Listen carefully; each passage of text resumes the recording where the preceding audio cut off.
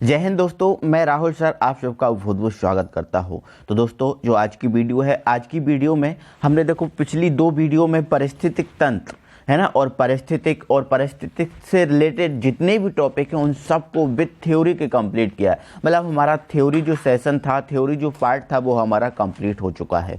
तो आज की जो वीडियो है, आज की वीडियो में हम उस थ्योरी से रिलेटेड किस किस टाइप के क्वेश्चन बन सकते हैं, कैसे क्वेश्चन निकलते हैं, कैसे क्वेश्चन एग्जाम में आते हैं, किस किस टाइप के एग्जाम में क्वेश्चन आते हैं, उन सभी क्वेश्चंस को हम कंप्लीट करने वाले हैं विद एक्सप्लेनेशन एंड फैक्ट के। ठीक है, तो आइए दोस्तों हम इसको समझते हैं। और इससे पहले यदि आप हमारे नए व्यूअर हो, अभी तक आपने हमारे चैनल को सब्सक्राइब नहीं किया है, दोस्तों प्लीज़ हमारे चैनल को सब्सक्राइब कर लीजिए और बेल आइकन को फ्रेश कर लीजिए और वीडियो को शेयर करना ना भूलें। आपको बहुत धमाकेदार एंड मस्त क्वेश्चन लेकर आया हूँ मेरे दोस्तों। ठीक है, चलो तो हमारा पहला क्वेश्चन स्क्रीन पर है। पहला क्वेश्चन हमसे कह रहा है पारिस्थितिकी तंत्र शब्द सबसे पहले दिया। ठीक है, जो पारिस्थितिकी तंत्र शब्द था ना, वो सबसे पहले किसने दिया था? मतलब ये कहने का मतलब इनका ये था कि जो इकोसिस्टम जो शब्द था, इकोसिस्टम, ये शब्द किसने दिया था? ठीक है, पारिस्थितिकी तंत्र को इंग्लिश में इकोसिस्टम बोलते हैं, तो ये शब्द किसने दिया था? तो देखो, अर्नेस्ट हैकल की अगर बात करें तो अर्नेस्ट हैकल ने नहीं दिया था, क्योंकि अर्नेस्ट जो हैकल साहब थे, इन्होंने दिया था इकोलॉजी शब्द को, है ना, इकोलॉजी। मतलब इन्होंने केवल परिस्थितिकी को बताया था, परिस्थितिकी को बताया था। है कब बताया था? 1869 में। 1869 में केवल इन्होंने परिस्थितिकी को बताया था, इकोलॉजी शब्द केवल दिया था अर्नेस्ट हैकल ने। ठीक है, चलो, है ना। एजी टांसले की बात करें, हाँ, तो एजी टांसले साहब ने इकोसिस्टम, परिस्थितिकी तंत्र जो शब्द था, वो एजी टांसले महोदय ने दिया था। तो यहाँ पर जो एजी टांसले महोदय है वो इज अ करेक्ट आंसर हो जाएगा। यहाँ पर ओडम की बात करें तो वो परिस्थितिकी के पिता कहे जाते हैं। अगर लिंडम की बात करें तो इन्होंने अपना जो 10% नियम था वो दिया था। ठीक है, तो यहाँ पर सही आंसर क्या हो जाएगा आपका? A G Tansley. A G Tansley is the correct answer. ठीक है बेटा, चलो नेक्स्ट क्वेश्चन पे पहुंचते हैं। हमारा नेक्स्ट क्वेश्चन है पारिस्थितिकी पिरामिड की अवधारणा। जो यहाँ पर आपको पता है पारिस्थितिकी का, देखो पिरामिड जो है ना, संख्या के आधार पर बनता है, बायोमास के आधार पर बनता है, ऊर्जा के आधार पर, है ना। यहाँ पर संख्या के आधार पर ही बनता है, ठीक है, यहाँ पर ऊर्जा के आधार पर ही बनता है, ठीक है, यहाँ पर बायोमास के आधार पर ही बनता है। 3 टाइप से जो आपका ऊर्जा पिरामिड है वो बनता है, पारिस्थितिक पिरामिड है वो बनता है।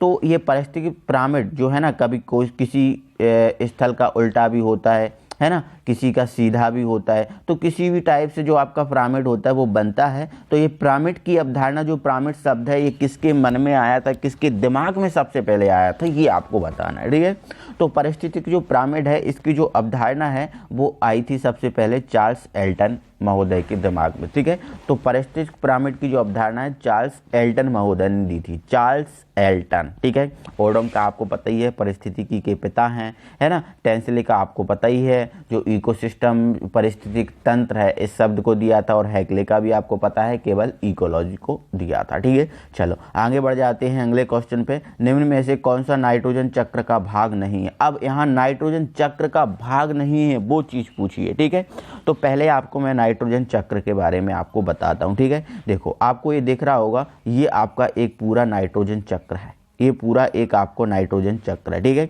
नाइट्रोजन चक्र में एक्चुअल में होता क्या है, जो पेड़ पौधे होते हैं, जीव जंतु होते हैं, ये पेड़ पौधे जीव जंतु जब मिट्टी में मिल जाते हैं, जब ये मिट्टी में मिल जाते हैं, मतलब ये अपघटनीय हो जाते हैं। अब इनका अपघटन हो जाता है, क्या हो जाता है साहब? इनका अपघटन हो जाता है। ठीक है, एक सेकेंड, है ना। जब इनका अपघटन हो जाता है तो अपघटन होने के तुरंत बाद आप देख रहे हो क्या बनाते हैं? NO2 बनाते हैं। क्या बनाते हैं? NO2, है ना। NO2 बना लिया, है ना, मतलब नाइट्राइड बना लिया, और नाइट्राइड के बाद इन्होंने बना लिया NO3, मतलब नाइट्रेट बना लिया। ठीक है, और नाइट्रेट के बाद ये अपघटन में बदल गया, मतलब बैक्टीरिया, है ना, आदि में बदल गया। ठीक है, यहाँ पर आप देखो, है ना, यहाँ पर आप देख रहे हो। ठीक है, यहाँ भी क्या हो रहा है, यहाँ से भी नाइट्रोजन यहाँ पर प्राप्त हो रही है ना। यहाँ पर देखो, यहाँ से भी नाइट्रोजन आ रही है, NO2 आ रही है मतलब, और यहाँ से भी NO2 आ रही है, ठीक है, आ रही है ना।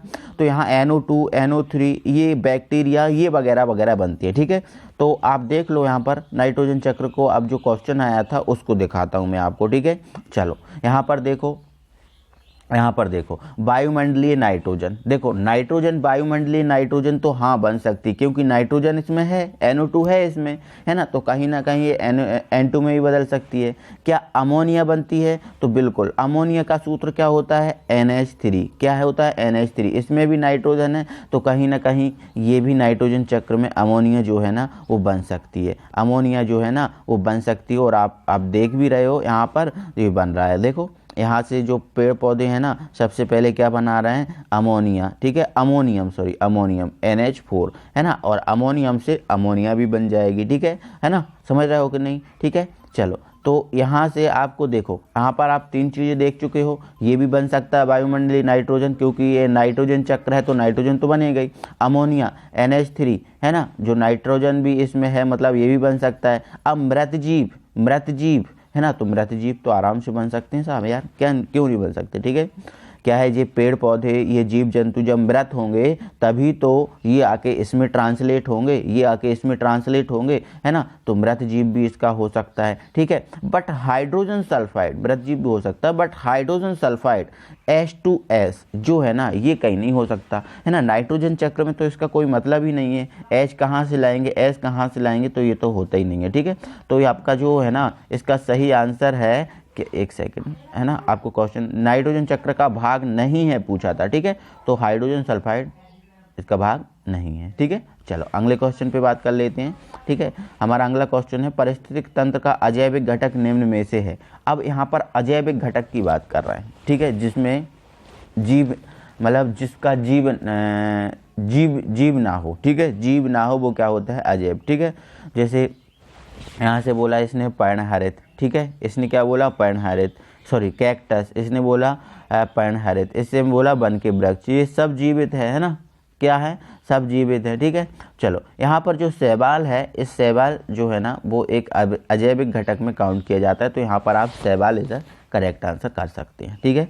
चलो अगला क्वेश्चन है, निम्न में से कौन सी खाद्य श्रृंखला ठीक से लिखी हुई नहीं है, ठीक है, ठीक से कौन सी नहीं लिखी हुई, ठीक है। देखो आपको पता है देखो, है ना, यहाँ पर देखो ठीक से नहीं लिखी हुई वो पहचाना, ठीक है। आपको पता है हरे पौधे, जो हरे पौधे होते हैं इसको मृग खाता है, मृग को कौन खाता है? बांध खाता है, मतलब ये तो सही है, ये तो सही है, ठीक है, ये तो सही है, ठीक है। चलो आगे बढ़ो, है ना। अगर हम इसको देखें, घास को कौन खाएगा? चूहा, ठीक है, चूहा को कौन खाएगा? बाज को कौन खाएगा? सांप। बिल्कुल गलत है साहब, ठीक है।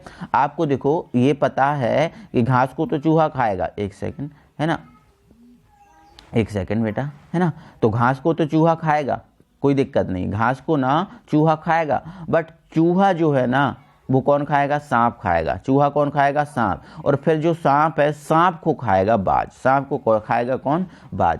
तो ये सही होना चाहिए था, पहले घास होना चाहिए था, फिर चूहा, फिर इसके बाद सांप, और बाद में जो है ना वो होना चाहिए था बाज, ठीक है, बट पहले दिया है, तो गलत कौन सी है? तो ये गलत है आपकी, यही वाली पहचानना, तो गलत वाली पहचानना ना इसमें, तो ये वाली गलत हो जाएगी आपकी, ठीक है। चलो यहाँ पर देखो, समुद्री शैवाल, जो समुद्री शैवाल, समुद्र में जो शैवाल होते हैं उनको कौन खाता है? छोटी मछली। छोटी मछली को कौन खाती है? बड़ी मछली। बड़ी मछली को कौन खाता है? और बड़ी मछली। और बड़ी मछली मतलब शार्क, ठीक है, तो ये सही आंसर हो जाएगा, ठीक है। जो बीज है, बीज को कौन खाती है? गिलहरी। गिलहरी को कौन खाता है? उल्लू, तो ये सही है ना। तो गलत कौन सी है आपकी? ये वाली, ठीक है। चलो आई होप आप समझ गए होंगे, कोई दिक्कत नहीं होगी। एक पारिस्थितिक तंत्र में ऊर्जा का स्रोत है, एक जो पारिस्थितिक तंत्र है ऊर्जा का स्रोत, देखो आपको तो पता ही है पारिस्थितिक तंत्र में कौन होता है साहब? उत्पादक होता है, ठीक है, उत्पादक होता है, ठीक है,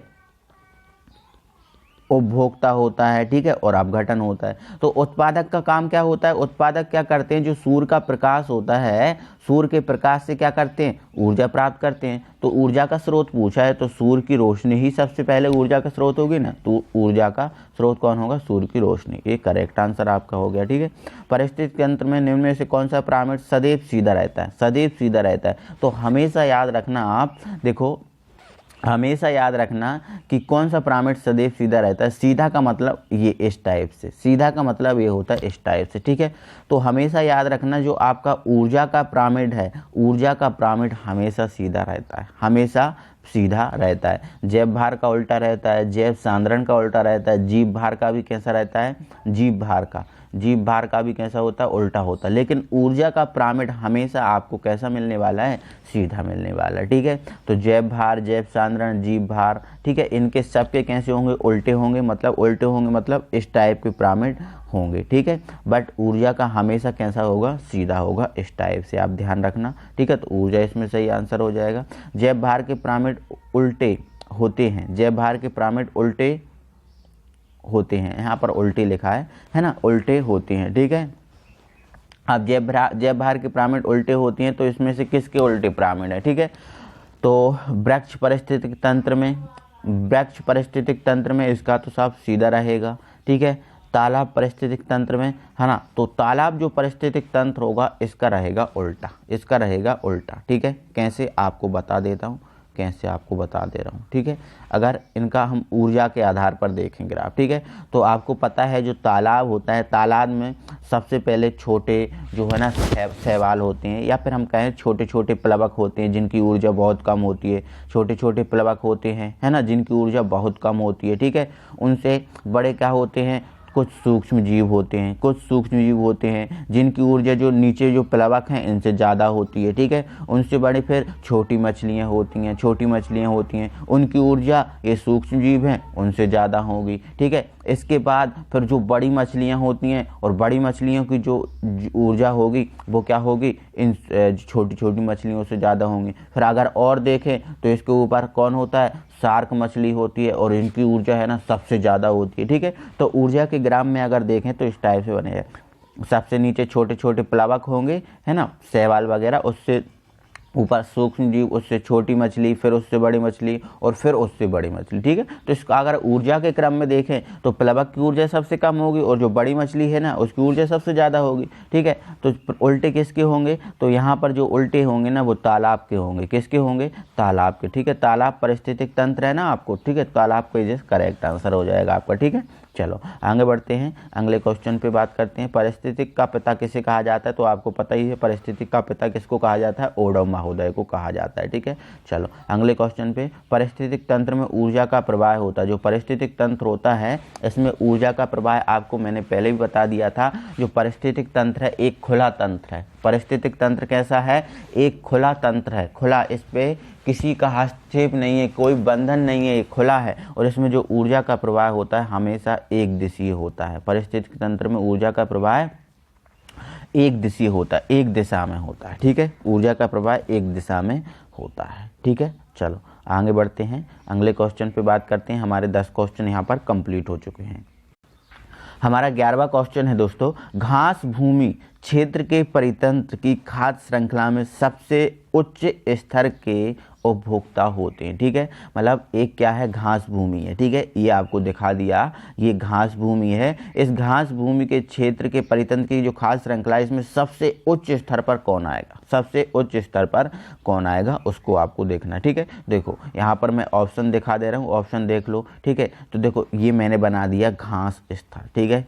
घास स्थल में सबसे पहले कौन आएगा, शाकाहारी आएंगे, ठीक है, कौन आएंगे, शाकाहारी आएंगे, ठीक है ना। तो या फिर कौन आएंगे, इस शाकाहारी के बाद कौन आएंगे, सर्वाहारी, और सर्वाहारी के बाद कौन आएंगे, फिर आएंगे मांसाहारी, कौन आएंगे, मांसाहारी। मतलब सबसे इनने ये बोला है कि जो सबसे ऊपर है ना, सबसे उच्च स्तर के उपभोक्ता होते हैं, सबसे उच्च स्तर के उपभोक्ता होते हैं। तो सबसे उच्च स्तर के आपको पता ही है ना, तृतीय उपभोक्ता होते हैं। कौन से होते हैं उच्च स्तर के, तृतीय उपभोक्ता। देखो पहले प्राथमिक उपभोक्ता, है ना, फिर द्वितीय उपभोक्ता, और फिर तृतीय, और तृतीय उपभोक्ता कौन कहलाते हैं, तृतीय उपभोक्ता कहलाते हैं मांसाहारी। तो मांसाहारी इज अ करेक्ट आंसर, ठीक है। चलो अगले क्वेश्चन पे बात करते हैं। क्वेश्चन नंबर हमारा क्या है, 13वां, ठीक है। हाँ, निम्नलिखित में से कौन सा जैव मंडल का अजैविक घटक नहीं है। अब यहाँ पूछा है अजैविक घटक नहीं है, अजैविक नहीं है मतलब वो कैसा है, जैविक, कैसा है, जैविक है, ठीक है। तो यहाँ पर आपको पहचानना है अजैविक घटक नहीं है। देखो प्रोटीन आपको पता है अजैविक घटक है, देखो अजैविक मतलब जिसमें जान ना हो, ठीक है। तो अजैविक प्रोटीन अजैविक है, मृदा अजैविक है, फास्फोरस अजैविक है, बट जो कवक है वो क्या है, जैविक, ठीक है। तो कवक जो है ना वो क्या है, एक जैविक घटक है। तो यहाँ पर कवक जो है ना वो आपका सही आंसर होगा, ठीक है। नेक्स्ट है एग मार्क का संबंध है। जो एग मार्क लिखा होता है ना, जैसे हम कोई सामान लेके आते हैं तो उसमें एग मार्क का साइन बना होता है, ठीक है, एग मार्क का साइन बना होता है। तो वो एग मार्क का साइन जो है ना क्यों बना होता है, क्यों बना होता है एग मार्क का साइन, और एग मार्क का जो साइन है ना वो क्या बताता है, एग मार्क का साइन, ठीक है, क्या बताता है, क्यों बना होता है। तो आपको बता दें साहब, वो जो एग मार्क का जो साइन किसी भी वस्तु पे, किसी भी पदार्थ पे जो उसका कवर होता है उस पर बना होता है, वो गुणवत्ता से रिलेटेड होता है। किससे रिलेटेड होता है, गुणवत्ता से। मतलब वो गुणवत्ता बताता है कि हाँ यार इसकी जो गुणवत्ता है ना वो अच्छी है ना। अगर किसी एग मार्क साइन वाला ही कोई भी पदार्थ है ना वो लेना चाहिए, क्योंकि एग मार्क साइन से हमें ये पता चलता है कि उसकी गुणवत्ता अच्छी है या नहीं है, ठीक है। पारिस्थितिक तंत्र में ऊर्जा का मुख्य स्रोत, पारिस्थितिक तंत्र में ऊर्जा का मुख्य स्रोत आपको वैसे भी पता है, सूर्य है। कौन है, सूर्य है, ठीक है। चलो, है ना, किसी खाद्य श्रृंखला में शाकाहारी होते हैं, है ना, हमेशा आपको पता है शाकाहारी जो हारी होती हैं वो प्राथमिक उपभोक्ता होती हैं। प्राथमिक सॉरी उत्पादक है गलती से, हाँ, तो शाकाहारी कौन है, प्राथमिक उपभोक्ता, ठीक है। और द्वितीय उपभोक्ता सर्वाहारी, और तृतीय उपभोक्ता जो होते हैं वो होते हैं मांसाहारी, ठीक है। तो प्राथमिक जो उपभोक्ता है वो हमारा सही आंसर इसमें हो जाएगा मेरे प्यारे दोस्तों, ठीक है। चलो अगले क्वेश्चन पे बात करते हैं, है ना। अब यहाँ पर थोड़ा सा समझने वाली बात है, कह रहा है मोर जो है ना सांप को खाता है ना, सांप कीड़ों को खाता है, ठीक है। देखो कीड़ों को कौन खा रहा है, कीड़ों को खा रहा है सांप। कौन खा रहा है, सांप, ठीक है। सांप को कौन खा रहा है, मोर खा रही है। सांप को कौन खा रहा है, मोर खा रहा है, ठीक है।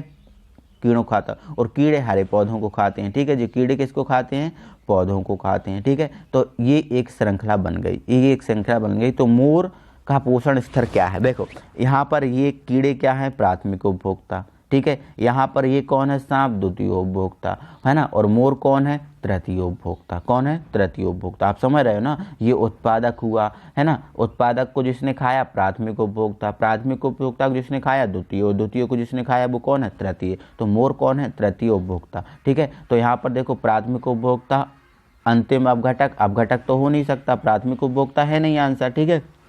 चलो इसके बाद हमारा प्राथमिक अपघटक है, प्राथमिक अपघटक है, ठीक है। तृतीय उपभोक्ता इसमें आंसर ही नहीं है, तृतीय उपभोक्ता इसमें आंसर नहीं है, मतलब खाद्य पिरामिड के शीर्ष पर जो है ना इसका सही आंसर होगा, क्योंकि तृतीय उपभोक्ता ही तो खाद्य पिरामिड के शीर्ष पे होते हैं, ठीक है। तो ये हमारा सही आंसर हो जाएगा, ठीक है। चलो अगले क्वेश्चन पे, जब एक जीव लाभ लेता है बगैर दूसरे सहजीवी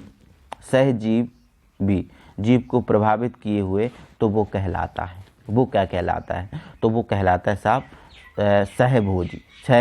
सहभोजी का मतलब यही होता है, यदि एक व्यक्ति दूसरे व्यक्ति से कोई लाभ ले रहा है, और पहले जैसे मान के चलो ये एक व्यक्ति है, ठीक है, ये एक यहाँ पर ये एक व्यक्ति है, ठीक है, ये एक व्यक्ति है, ठीक है। इस व्यक्ति से एक दूसरी जो चिड़िया है वो यहाँ पर इसके पीठ पर आकर बैठ गई और यहाँ पर इससे लाभ ले रही है ना। यहाँ पर जिसके जो जर्म पड़े हैं, अवशेष पड़े हैं, उनको क्या कर रही है, खा रही है, ठीक है। तो ये जो चिड़िया है इन अवशेष को खा रही है, देखो अवशेष को खा रही है, तो चिड़िया का क्या हो रहा है, इन अवशेष से पेट भर रहा है। बट यहाँ ये जानवर ये खुद पहले से सोच रहा था कि यार ये जो अवशेष पड़ा है इसको कोई खा जाए तो बहुत अच्छी बात है, ठीक है। तो चिड़िया आकर इसको खा रही है और इसके अवशेष जो है ना वो दूर हो रहे हैं, मतलब इस जानवर को ना नुकसान नहीं हो रहा और चिड़िया को क्या हो रहा है, फायदा हो रहा है। तो ऐसे में क्या हो रहा है, ये सहभोजी का काम हो रहा है, ठीक है। सहभोजी वही होते हैं जब एक व्यक्ति को फायदा होता है और दूसरे व्यक्ति को नुकसान ना हो, तो वो सहभोजी कहलाते हैं, ठीक है। तो यहाँ पर जो है ना वो सहभोजी का काम चल रहा है। किसका काम चल रहा है साहब, सहभोजी का काम चल रहा है, ठीक है। तो यहाँ पर जो सहभोजी है वो करेक्ट आंसर हो जाएगा, ठीक है। चलो अगले क्वेश्चन पे बात कर लेते हैं। अगले क्वेश्चन, इकोसिस्टम की सही परिभाषा क्या है। जो इकोसिस्टम है उसकी सही परिभाषा क्या है, तो इकोसिस्टम की सही परिभाषा ये है, जीव समुदाय और उसके वातावरण का संतुलित तंत्र। बिल्कुल, जैसे मान के चलो भाई यहाँ ये घास तंत्र है ना, यहाँ पर कुछ जीव रह रहे हैं और वो जीव जो है ना इस घास तंत्र से संतुलित नहीं है, इस घास तंत्र से संतुलित नहीं है, तो ये जो घास स्थल है वो आपका इकोसिस्टम नहीं होगा, इकोसिस्टम नहीं होगा, पारिस्थितिक तंत्र नहीं होगा। यदि यहाँ किसी जगह में रहने वाले जो जीव हैं उस जगह से संतुलित हैं तो वही घास तंत्र होगा। जैसे मान के चलो मैं मेरे घर में रह रहा हूँ, अगर मैं मेरे घर से संतुलित हूँ तो मेरा भाई ये जो आपका है ना इकोसिस्टम रहेगा, है ना। अगर मैं मेरे घर से संतुष्ट नहीं हूँ तो भैया काय का इकोसिस्टम, काय का क्या, ठीक है ना। तो भैया ठीक है, जीव समुदाय और उसके वातावरण का संतुलित तंत्र, ठीक है। जो शाकाहारी जंतु भोजन के लिए हरे पौधों पर निर्भर रहते हैं, ठीक है, हरे पौधों पर निर्भर रहते हैं, ठीक है।